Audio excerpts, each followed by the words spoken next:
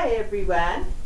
For those of you who haven't checked me out yet, my name is Brassie Longbottom, and this is my faithful companion, Sassy. Today, I'm going to talk to you about my 3 favorite guys. First, I just want to say I am one lucky lady. I get to spend my Friday and Saturday evenings with 3 handsome, fearless guys.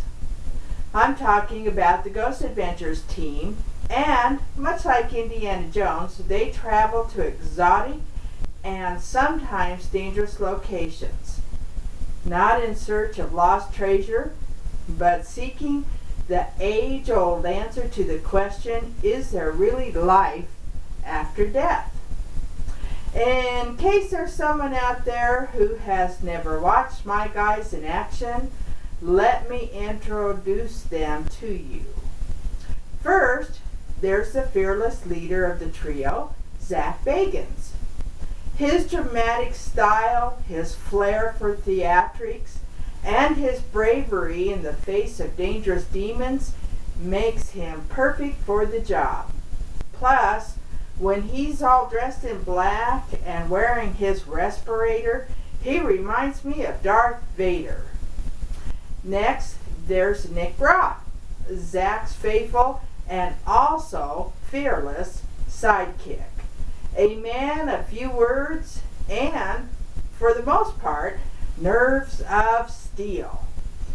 He never hesitates to follow Zach into the dark and dangerous lockdowns. To round out the team, there's my personal favorite, Aaron Goodwin. Now, how can I best describe him? I know, the bait. At each investigation, Zach always informs Aaron he's going to be spending time alone in the scariest room they can find, and that has the worst paranormal events happening. Poor Aaron. Although often reluctant, and who wouldn't be, he is always a willing spirit, ready and willing to try to draw out whatever is lurking in the dark. Nick often goes off on his own, searching for answers in spirits, and hoping to help his fellow teammates find whatever they seek. His bravery is without question, until that is, he gets locked in an old morgue cooler.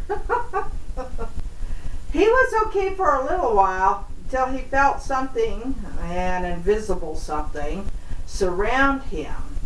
When he tried to get out, he discovered he was locked in. Worse yet, Zach and Aaron weren't even anywhere around, and had, in fact, lost their way back to Nick. Boy, I was on the edge of my seat listening to Nick kick and yell, and watching Zach and Aaron trying to locate him. Boy, I don't know about the guys, but after that, I needed a beer. I have often wondered if, during their investigations, whenever they find a cold spot, which all investigators agree is a spirit, and they gather around sticking their hands and instruments into that spot, if they ever stop to realize that they are more than likely giving an invisible person cheap thrills. Might want to stop and think about where you're sticking your hands. Now, isn't it funny that these days no one really thinks twice about someone walking into an empty building or room and start carrying on a conversation? In my day, people like that generally got put in a straitjacket and was hauled off to a special padded room. And Zach is the only guy I know who carries a bunch of flowers into an empty room and expects to get lucky. Now that's what I call optimism. Now Aaron always cracks me up with his innocent, childlike reactions to things that go bump in the night. Even after all these years, he still reacts like a kid in his first haunted house.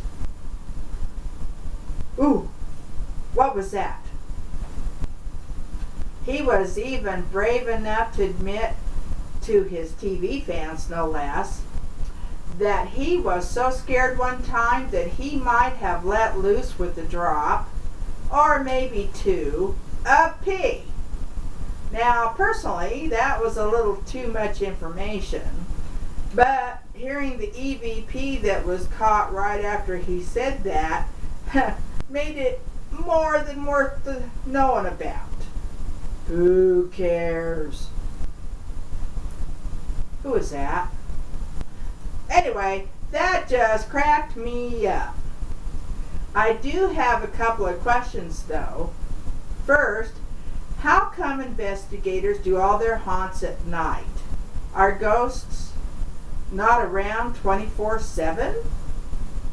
Now, although other investigators will use flashlights, for some reason my intrepid trio has to get locked down in total darkness. It's a wonder they haven't killed themselves yet, although on some of the shows they do come close a couple of times. That's what some would call dedication. Personally, I have another word for it. Insane. My other question, why do investigators often yell when asking questions? Now, the Ghost Adventure guys, they yell some of the time, but other groups that's on TV, well, there's one investigator in particular that I'm thinking of who yells all the time. Do paranormal people have cast iron proof that spirits are deaf? Do you not understand how annoying your yelling is? I can understand this when you're in a large open space or even outdoors, but not in a small enclosed room. Good grief. That's probably why you are always recording them running away from you. Personally, when I cross over, and if some loudmouth investigator is yelling at me, I'm gonna bitch slap that fool upside the head to make him shut up.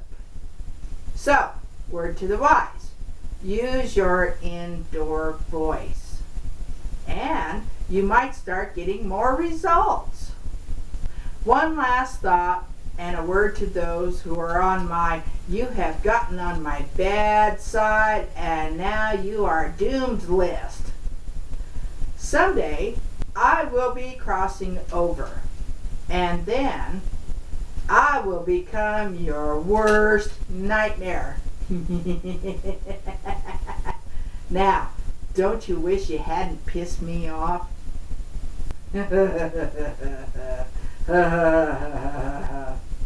Well, that's it for me. Gonna leave you with that happy thought. I'm Brassie, and I'm dedicated to putting the fun back in dysfunctional. Oh, and scaring the bejesus out of people I don't like. Until next time, happy hauntings. Bye.